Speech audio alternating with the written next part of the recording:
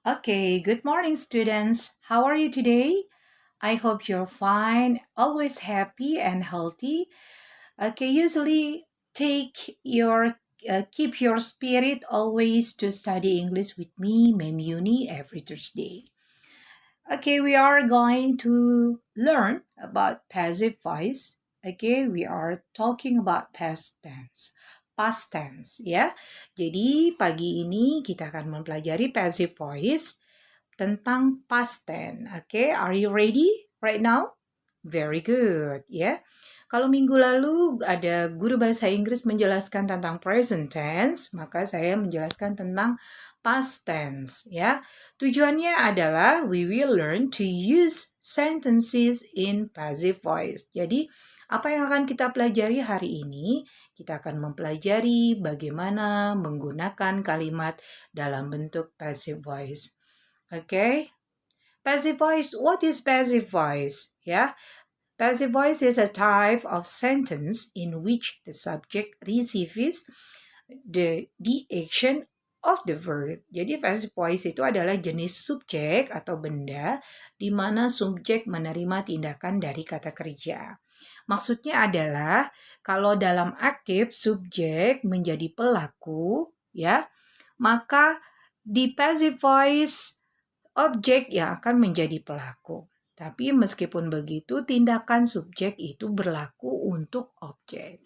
Ya, intinya subjek yang tadinya posisinya menjadi subjek, ya, dalam passive voice, posisi subjek akan menjadi objek gitu aja ya.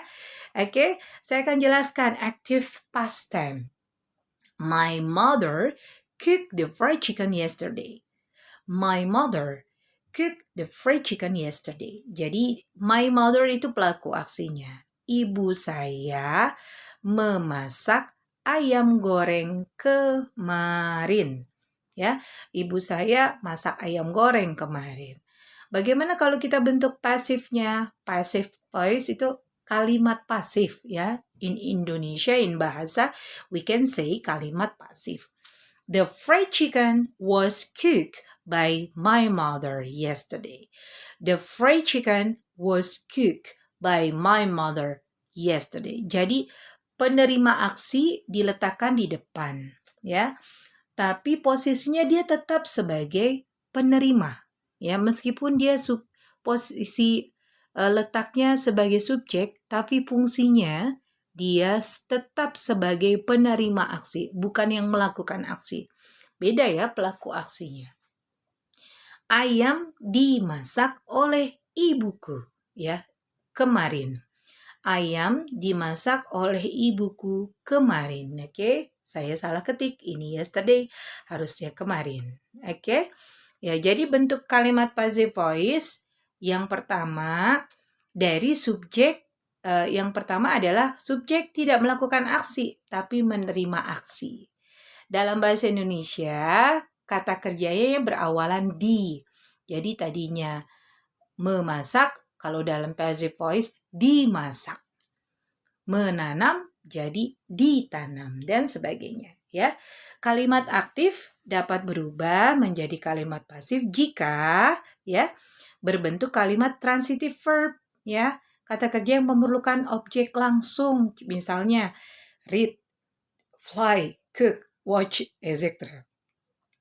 Nah, untuk kalimat yang kata kerjanya tidak memerlukan objek langsung atau disebut dengan intransitive verb, ya, itu tidak dapat digunakan.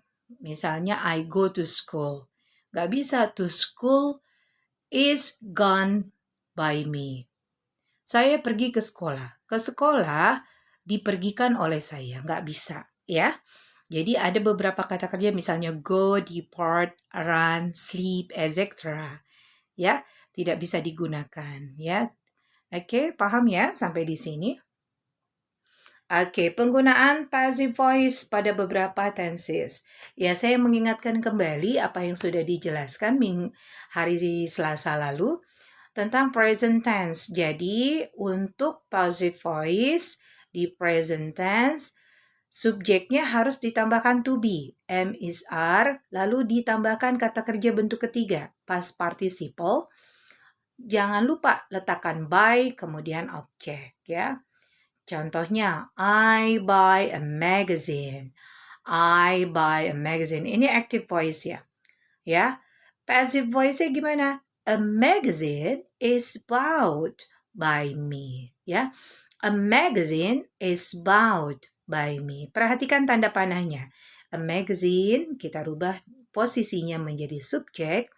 Kemudian by-nya, tambahkan to be-nya dulu. Lalu by berubah menjadi bentuk kata kerja ketiga. Ya.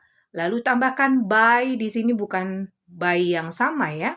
Cara penyebutannya sama, tapi beda artinya. Kemudian by oleh me.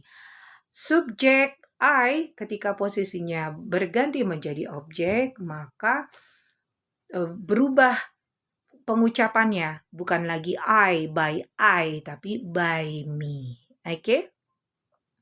Sama. Contoh lainnya, she makes pudding.